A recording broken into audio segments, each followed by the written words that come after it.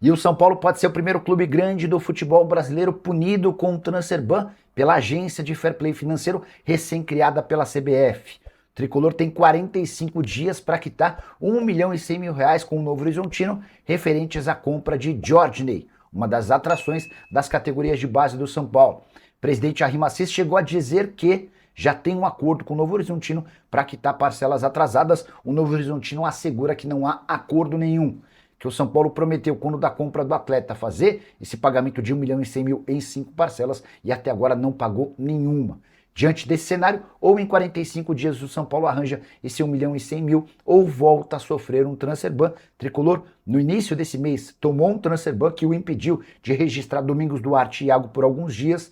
O pagamento desse terceiro transfer ban na história do São Paulo foi quitado recentemente. Era uma operação de pouco mais de 6 milhões de reais com a Lazio pelo Marcos Antônio. Agora, o risco de um quarto transfer ban na história do São Paulo. Por trás de tudo isso, enorme dificuldade financeira do Tricolor, que passa por uma de suas maiores crises da história do clube. E o presidente Arrim Assis tentando patinar para sair dessa enorme dificuldade. O que você pensa, torcedor do São Paulo, sobre mais esse problema? Como é que você resolve toda essa questão envolvendo o Tricolor? Já use espaço para comentário, para opinar, só não esquece de deixar like e se inscrever no canal. E o programa de sócios torcedores do São Paulo despencou. A última atualização aponta que o Tricolor tem hoje menos de 30 mil sócios torcedores titulares. Esse é o menor número registrado pelo São Paulo desde janeiro de 2022.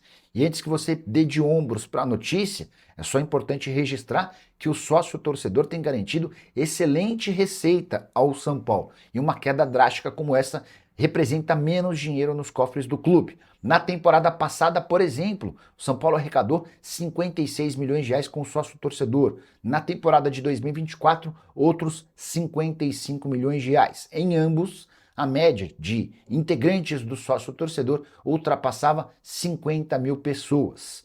Com essa queda quase pela metade, dá para imaginar o São Paulo ficando com uma arrecadação de mais ou menos 30 milhões de reais por ano. São 25 milhões que deixam de entrar. Isso equivale a mais de um mês da folha salarial, só para você entender o tamanho do problema.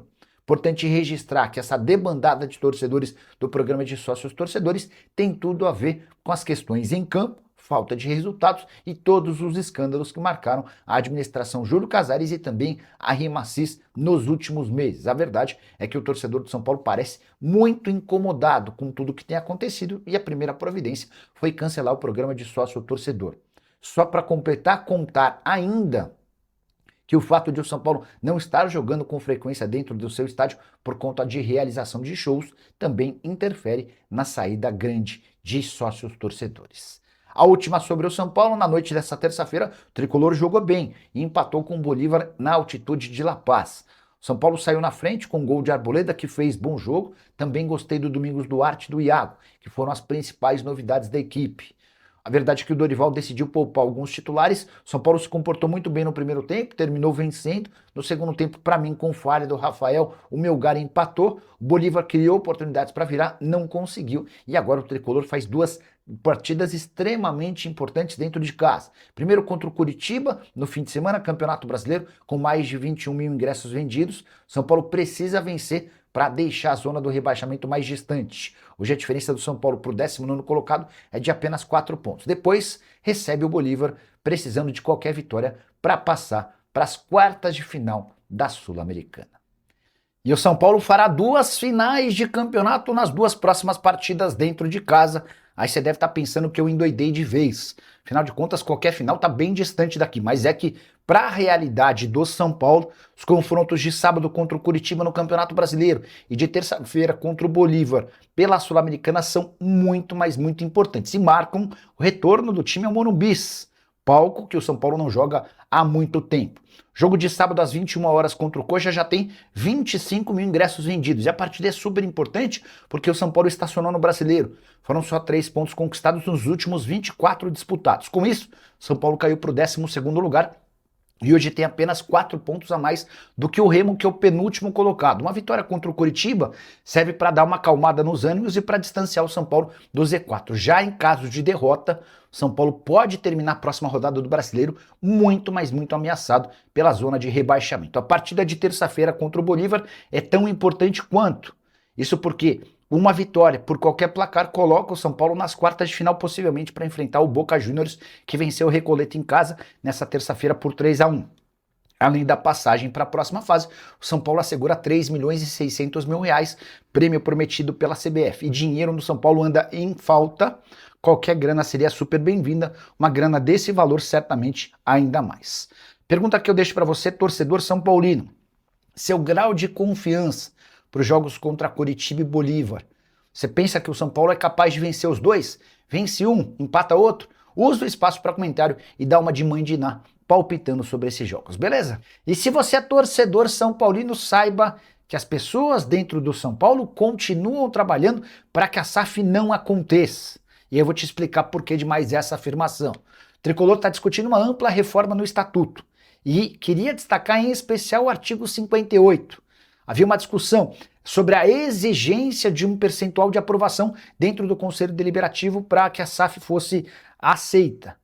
O atual estatuto trabalha com 75% de aprovação do CD e havia um grupo pedindo que essa exigência caísse para 50%.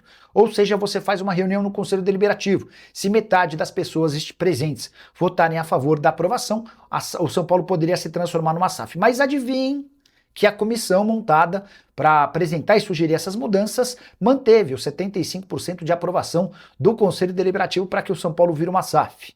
É só mais uma prova de como o São Paulo trabalha por meio de seus conselheiros, diretores e até o presidente para que não se transforme em SAF. Por quê?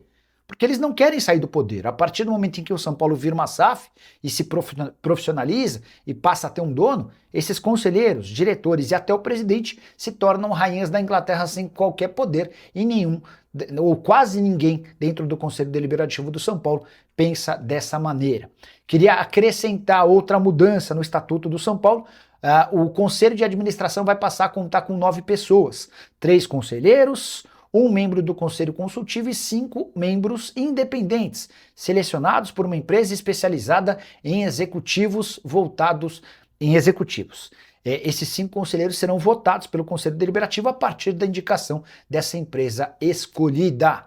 Saideira sobre o São Paulo, a polícia da Bolívia apreendeu um ônibus da empresa contratada pelo São Paulo para atendê-lo em território boliviano. O Tricolor não tem nada a ver com a história, mas nas últimas horas, um ônibus transportando 86,5 kg de maconha foi apreendido, foi preso na região de Cochabamba, na Bolívia. Fala pessoal, estamos aí com atualizações importantes do São Paulo. Se inscreva e ative o sininho para receber mais atualizações do Tricolor. Deixe seu like que é muito importante para o crescimento do canal. Utilize o espaço aqui embaixo para registrar sua opinião. Ficamos por aqui com mais esse giro de notícias. Um abraço e até o próximo vídeo.